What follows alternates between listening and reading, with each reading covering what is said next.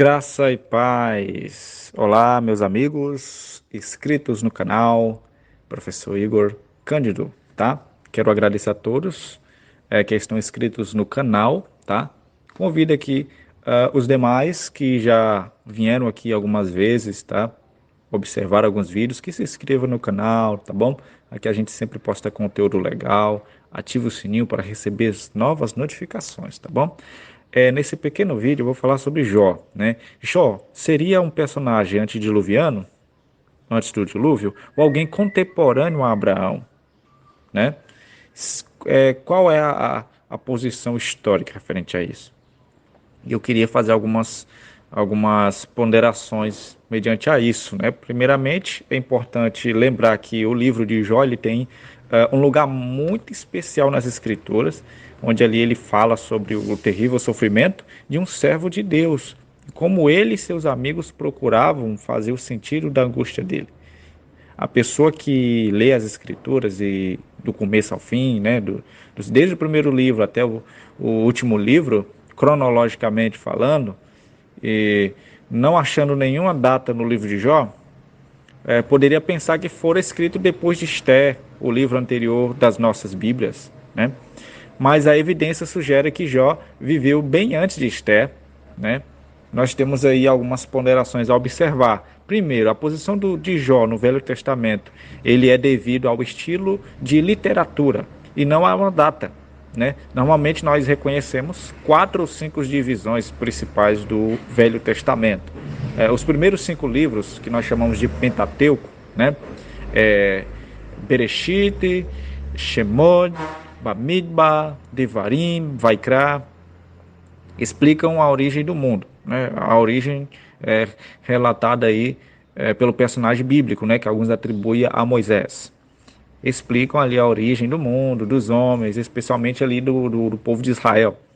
Os próximos 12 de Josué e Esté seguem a história dos judeus da conquista da terra prometida até ali o cativeiro, em meados do cativeiro babilônico ao retorno à terra, né? Os primeiros 5, de Jó até Cântico dos Cânticos, são livros de sabedoria e louvor.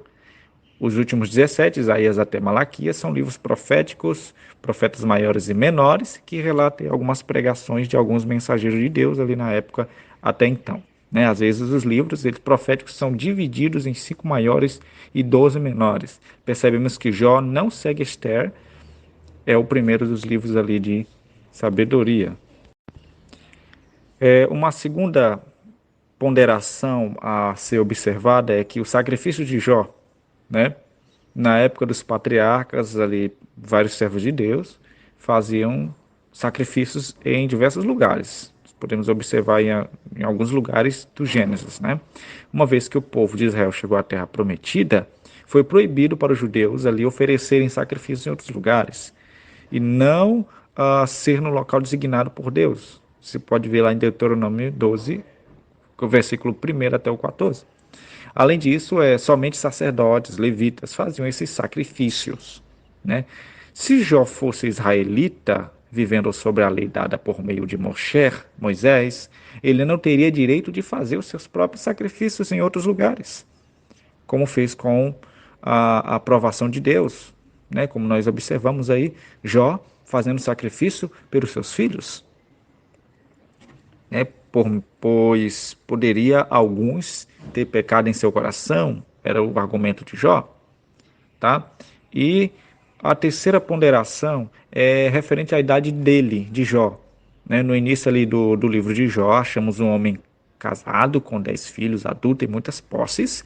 Depois de suas experiências com o sofrimento e os debates com seus amigos, Jó ainda viveu 140 anos. E ali ao todo a vida de Jó certamente chegou perto ali dos 200, em meados a 200, né? Próximos aos 200 anos. E talvez foi muito além dessa idade, né? Dos 200 anos, né? Talvez. Sabemos que os homens nos primeiros capítulos de Gênesis atingiam idades muito avançadas, né? Segundo o que relata a tradição, Moisés, os escritos antigos, né? Que nós chamamos de veterotestamentários. Depois do dilúvio, as idades começaram a diminuir. Abraão, 175, José, 110, Jacó, Isaac, entre outros personagens, né? Depois do livro de Gênesis, não há registro de ninguém que viveu 140 anos ou mais. Este fato sugere que Jó se encaixa na época dos patriarcas, talvez durante ou antes do tempo de Abraão. Jó, sem o privilégio que nós temos de estudar a história de milhares de anos da fidelidade de Deus para com os homens, o mesmo se mostrou fiel a Hashem.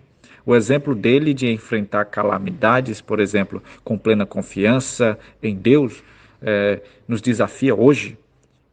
E nós temos aí a vantagem de podermos ler o livro de Jó e dezenas de livros que mostram a bondade, o fortalecimento, né, e a coragem, o encorajamento de Hashem, de Deus para com seus servos.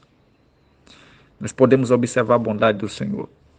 Então, né, com base nessas três ponderações, que nós ficamos por aqui. Primeiro, algo referente à posição de Jó no Velho Testamento, o sacrifício de Jó, né? E também ali a questão das idades, né, de Jó, um homem que viveu bastante tempo, historicamente falando. E ficamos por aqui. Vocês analisam as devidas ponderações e até o próximo vídeo.